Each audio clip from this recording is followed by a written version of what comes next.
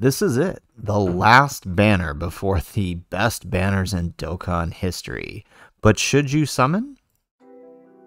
How's it, everybody? Celtic Link here. We're back for another Dokkan battle video. In today's video, we are checking out the LR banner, the last banner before the 8th year anniversary banners for the AGL LR Super Buu. And I'm sure many of you are wondering whether or not this is going to be a summon or a big old fat skip. So, as always, when we do these should you summons, we're going to go through three major factors. That is, looking at the unit itself, looking at the available units on the banner, and looking at what lies ahead. This should be a pretty short and sweet video, but there are a few considerations I want you to throw out. So first off, let's take a look at the unit. So the unit is a typical 150 lead for Majin Buu Saga Heavenly Events. This is pretty typical for yellow coin LRs. On his super attack, he is raising attack and defense for 1 turn, causing colossal damage and greatly lowering the enemy's defense. On his ultra super, he's raising his attack and defense for 1 turn and causing mega colossal damage to all enemies. His 18 key is an area of effect and has a medium chance of stunning all enemies. So it's pretty good, his 18 key, and the fact that it's still causing mega colossal. Usually they drop AoEs down to colossal, so I mean that makes him already powerful enough. Now, on his passive, he gets an insurance animation activated once only. He gets key 5 and attack and defense 120% for 4 turns from the start of turn. He has attack and defense 120% plus an additional attack 30% if HP is 30% or more when attacking. He has another additional attack 30% if HP is 60% or more when attacking. He has another additional attack and defense 30% if HP is 90% or more when attacking. And that's all additive, right? So the 30, the 60, and the 90, it's all additive.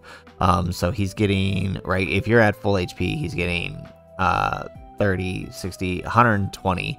I'm sorry. Yeah, he's getting, what is that? Yeah, 30, 30. He's getting 90% attack and defense from his, just from being at full HP. He has a great chance of guarding all attacks. He guards all attacks when there's a Majin Buu Saga or Fused Fighters category enemy. Not really something you're going to be activating all too often. So he has a great chance to guard in all other instances. He launches an additional attack that has a high chance to become a super attack within the same turn that his guard is activated. He has an additional attack 100% and temporarily upon the next character's attacking turn after receiving an attack. He also gets key 1 up to 7 plus an additional defense 20 up to 140% with each attack received. So, I mean, the idea is you get him hit while his guard is active. The problem is there's really no place you can really take advantage of it. There are no Fused Fighters Red Zone enemies. There are no Majin Buu Saga Red Zone enemies. So you're kind of stuck, right? In terms of who you can use him against. So you're reliant on that great chance to guard in order to build him up. That is to say, though, if you do get him built up, if you do proc that guard, he actually ends up being insanely powerful, right? And I'll probably drop a private server showcase just so you guys can get a look and see how he feels. He's pretty amazing. His problem is that he doesn't have a 200% team as of right now, and he doesn't really have any good partners. I mean, his best partner is the tech transforming Buu into Super Buu, and even then, you know, he's not the greatest in most events today. He does have an active skill, though. It raises his attack temporarily, causes ultimate damage to the enemy, and recovers 40% HP and disables enemy action within the turn. It is pretty good. It does activate when 60% or less, starting from the 5th turn. So can be kind of hard to actually activate if you're running on a Majin power team, because, you know, like the androids, those guys have a lot of healing factors, right? So, I mean, all in all, like in a vacuum, the unit's really, really, really good. He's insanely powerful. He can dish out some really big damage, like upon taking that hit once his guard is procced. The only issue I said is he lacks relevant partners in today's meta and doesn't really have a good 200% team. Like, To me, that's not such a big consideration, not having to 200% team, because we've seen there's plenty of units that can still function well on a 170, but in his specific case, there's no 200% team, and Majin units really only work well with other Majin units, so that's kind of a big downside to him. So I would say that given that, even though he is powerful, and it's possible he could see buffs in the future, I'm going to say that that's a big no-go on the unit. In a vacuum, the unit's good, but not good enough to warrant a summon this close to the anniversary. Looking at his banner, our second consideration, right? Available on the banner is the Fizz Janemba, who is a really, really good LR. You know, still one of my top picks for yellow coin LRs, to be completely honest. Like, he's on the banner, he's really good. Tech 17 is on the banner. As we've showcased previously, he does work well with the new SCR 17, but does need to be more on a Target Goku Androids team than anything else. You have the AGL Buu, who can still be good. His healing comes in clutch. His stunning is also very helpful. The Tech Janembu is actually really, really, really good still today, even though, you know, he didn't see... I feel like his EZA came too early, that he didn't get the time to shine that he should have, but he is really, really good. You also have the two sub EZA Gotenks that are probably going to sub EZA by the time this video comes out, so that's the banner. All in all, I would say besides the Buu and the Janemba, nothing else is really worth your summon. I mean, if you did summon and happen to pick up Janemba, that'd be pretty cool, but otherwise, you know, the banner isn't too great, so I'm going to put... no on the banner, right? They're just...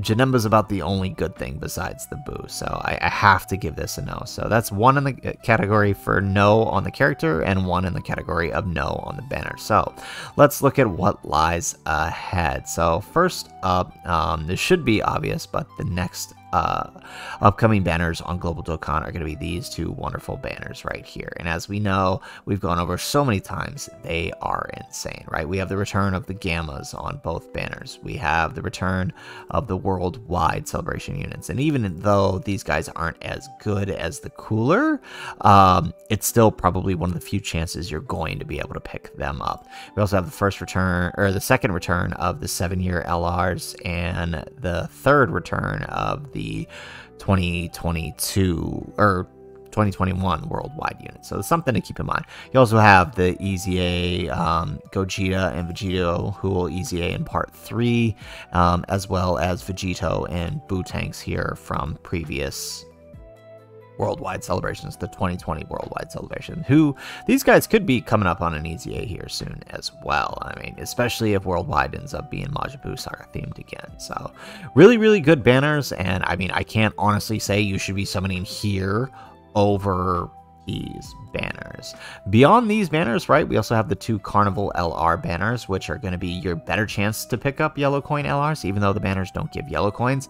All of these units are featured on the banners, who are all really, really good choices, except maybe this guy. I mean, even then, he still has some uses. But then you have just as good a chance of picking up an unfeatured LR here as you do here. So to be completely honest, this is, if you're after LRs, this is probably the better place to spend them on the part 2 legendary banners for the Kid Gohan and the Goku.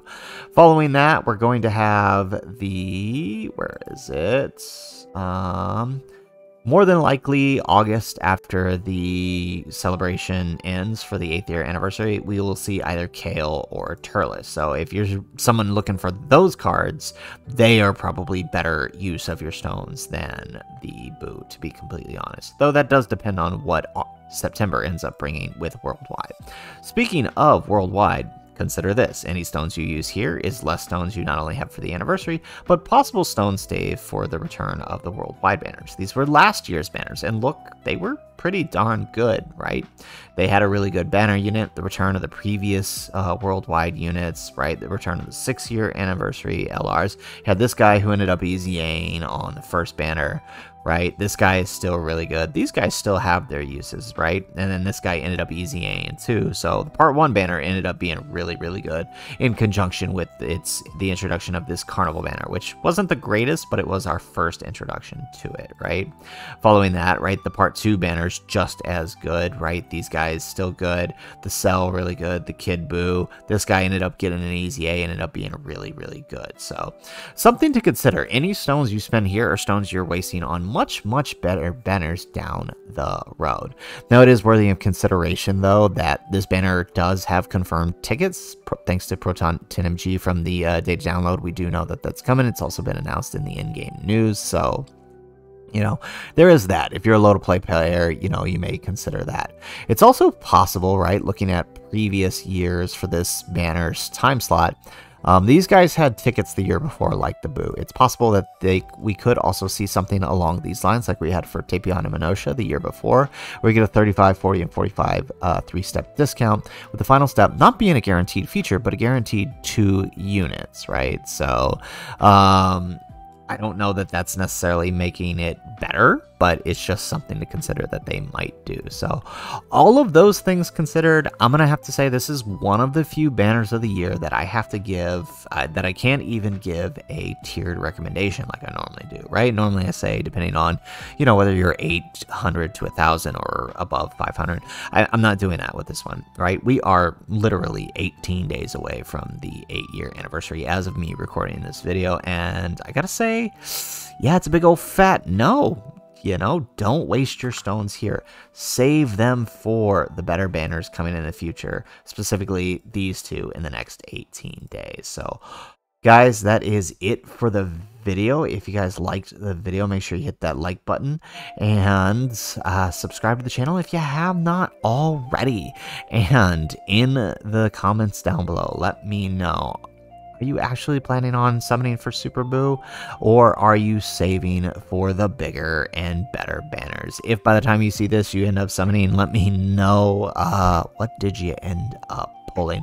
I will not be summoning for this banner. I am still out on my trip, and if I want to make sure I have stones for that anniversary, I gotta save them. So I am not going to be summoning on this banner. So, like I said, guys, that's the video. If nothing else, thanks for watching, and aloha.